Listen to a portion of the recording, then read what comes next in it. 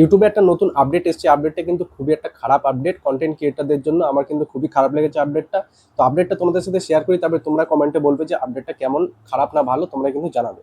তো আপডেটটা হচ্ছে, তো ইউটিউব অ্যাপটা ওপেন করার সাথে সাথে কিন্তু হোম পেজের মধ্যে অনেক কন্টেন্ট ক্রিয়েটরের ভিডিও কিন্তু দেখা যায়। স্ক্রল করলে আরো নিচে অনেক কন্টেন্ট ক্রিয়েটরের ভিডিও কিন্তু এসে থাকে। তো সেগুলো যদি কেউ এখন যদি ইউটিউব অ্যাপটাকে যদি ডেলি কেউ ব্যবহার করে থাকে, ডেলি যদি ওপেন করে থাকে, তবেই কিন্তু সেই যে হোম পেজের মধ্যে যে ভিডিওগুলো আসতে থাকে সেগুলো কিন্তু দেখতে পারবে। আর যারা ইউটিউবটাকে মাঝে মাঝে ব্যবহার করে, যে অনেক দিন বাদে বাদে ব্যবহার করছে, বেশি একটা ওপেন করে না, বেশি একটা ইউটিউবটাকে ইউজ করে না, তাদের কিন্তু ইউটিউব যে হোম পেজটা আছে সেটা কিন্তু ব্ল্যাঙ্ক হিসাবে দেখাবে। সেটা কিরকম ব্ল্যাঙ্ক হিসাবে কিরকম দেখায়, যে নতুন ইউটিউব যখন ওপেন করা হয়, যখন কোনো জিমেল দিয়ে ক্রিয়েট করে, তখন যেরকম ব্ল্যাঙ্ক পেজ থাকে, কোনো কিছু সার্চ করা হয় না বলে ব্ল্যাঙ্ক পেজ হয়ে থাকে, সেরকম কিন্তু ব্ল্যাঙ্ক পেজ হয়ে থাকবে। এতে কন্টেন্ট ক্রিয়েটারে কি খারাপ হয়ে থাকলো, যে অনেক কিন্তু আগে সেরকম যখন ইউটিউব ওপেন করা হতো তখন কিন্তু অনেক কন্টেন্টের ভিডিও কিন্তু সামনে এসে থাকতো, সেখান থেকে কিন্তু থাম্বনেল পড়ে বা তার ভিডিও যদি পছন্দ হয়ে থাকে সেখান থেকে কিন্তু ক্লিক আসতো। এইভাবে কিন্তু অনেক কন্টেন্ট ক্রিয়েটারই কিন্তু ভিউ আসতো, ওয়াচ টাইম বাড়তো।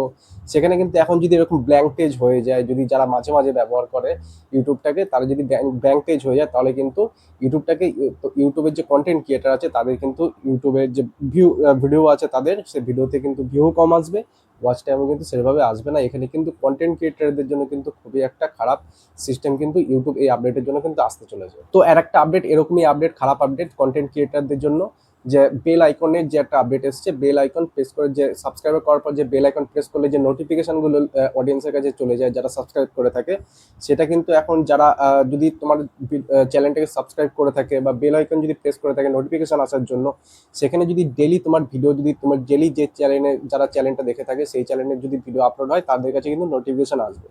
আর যারা মাঝে মাঝে তাদের ভিডিও দেখে থাকে, সেই চ্যানেলের ভিডিও দেখে থাকে, সেখানে কিন্তু কিন্তু তাদের নোটিফিকেশন আসবে না। যতই তুমি ভিডিও আপলোড করো তাদের কাছে কিন্তু নোটিফিকেশন পৌঁছাবে না।